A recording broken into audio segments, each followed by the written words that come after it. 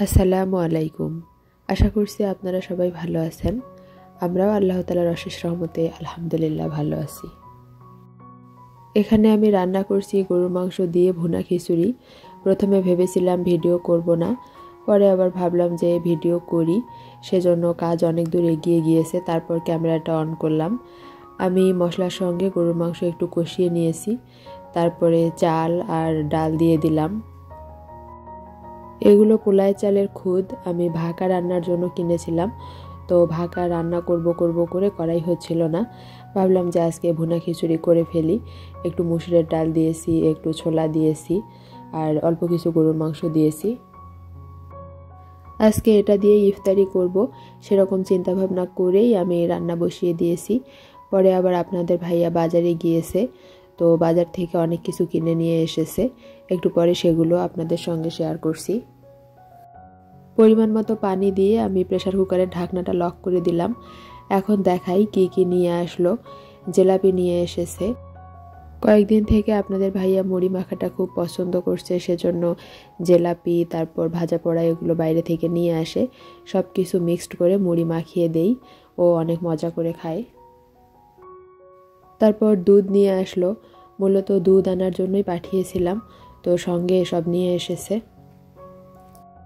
ভিডিওর এই ফাঁকে আপনাদেরকে ছোট্ট একটা রিকোয়েস্ট করি, আপনারা যদি আমার ভিডিওটিতে এখনও একটা লাইক দিতে ভুলে গিয়ে থাকেন, তাহলে প্লিজ একটা লাইক দিয়ে দিবেন। আপনাদের ছোট্ট একটা লাইক আমার ভিডিওটিকে আরও অনেক মানুষের কাছে পৌঁছে দিতে সাহায্য করবে। আমাদের দুজনের ছোট্ট সংসার, তার উপর আমি ইফতারের জন্য তেমন কোনো আয়োজন করে রান্নাবান্নাও করি না, তাই আপনাদের সঙ্গে শেয়ার করারও কিছু থাকে না। আমরা সবসময় বাইরে থেকেই টুকটাক কিনে এনে খাই, বাসায় হালকা পাতলা কিছু রান্না করি। তারপরও আপনারা আমার ভিডিওগুলো আগ্রহ নিয়ে দেখেন, কমেন্ট দেখলেই সেটা আমি বুঝতে পারি, সেজন্যই শেয়ার করি আপনাদের সঙ্গে ভিডিওগুলো।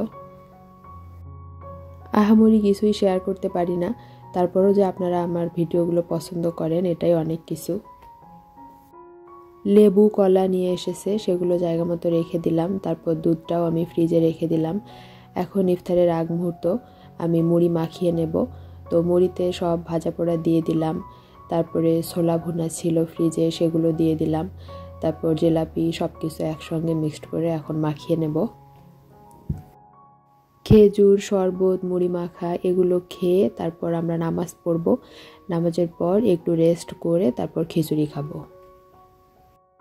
এভাবেই আমার রমজান মাস কেটে যাচ্ছে আলহামদুলিল্লাহ। আমি বাড়তি কোনো ঝামেলা বাসাতে করি না, কারণ রোজা থেকে অত বেশি ঝামেলা করতে গেলে আর ইবাদত বন্দগির সময় থাকে না। যদিও এটা সম্ভব হচ্ছে, আমরা দুজন মানুষ আর আমার হাজবেন্ড তেমন কোনো আপত্তি করে না, সেজন্যই। যারা যৌথ পরিবারে থাকেন শ্বশুর শাশুড়ির সঙ্গে, তাদের পক্ষে হয়তো বা সম্ভব নয়। এই তো এখন আমি রাতের খাবার রেডি করছি। ভুনা খিচুড়ি আর লেবু কেটে নিয়েছি, এটাই আজকে আমাদের রাতের খাবার। আমি ঢাকায় আসার পর ঘরের কাজ কতদূর কি হলো সেগুলো আর আপনাদের সঙ্গে শেয়ার করা হয়নি। আমি বাড়িতে থাকতেই এই কাজগুলো হয়েছে, কিন্তু ভিডিও করা ছিল, আপনাদের সঙ্গে শেয়ার করা হয়নি। ঘরে টাইলস করা হয়েছে, তারপর বাথরুমেও টাইলস হয়ে গিয়েছে। আর অল্প কিছু কাজ বাকি আছে, যেমন কমোড বেসিন এগুলো লাগাতে হবে আর পুটিং করতে হবে। তো আস্তে আস্তে সেগুলো হবে, ঈদের আগে সব কমপ্লিট হয়ে যাবে ইনশাআল্লাহ। কালারের কাজটা বাকি আছে, তবে এখন হয়তো কালার করব না, কিছুদিন পর কালার করব। কারণ যে জায়গাগুলো নতুন করে প্লাস্টার করা হয়েছে সেই জায়গাগুলো ভেজা আছে, টাইলসের স্কার্টিংয়ে পানি দেওয়া হয়েছে, ওইগুলো ভেজা আছে। তো ভেজা অবস্থায় কালার করতে চাচ্ছি না, যদিও বা কালার ছাড়া বিশ্রী দেখা যাচ্ছে। তারপরেও কিছুদিন এভাবেই থাকতে হবে। পুরোপুরি কমপ্লিট হওয়ার পর আপনাদের সঙ্গে শেয়ার করব অবশ্যই। আজকের মতো এখানেই বিদায় নিচ্ছি, দেখা হবে নতুন ভিডিওতে। আল্লাহ হাফেজ, আসসালামু আলাইকুম।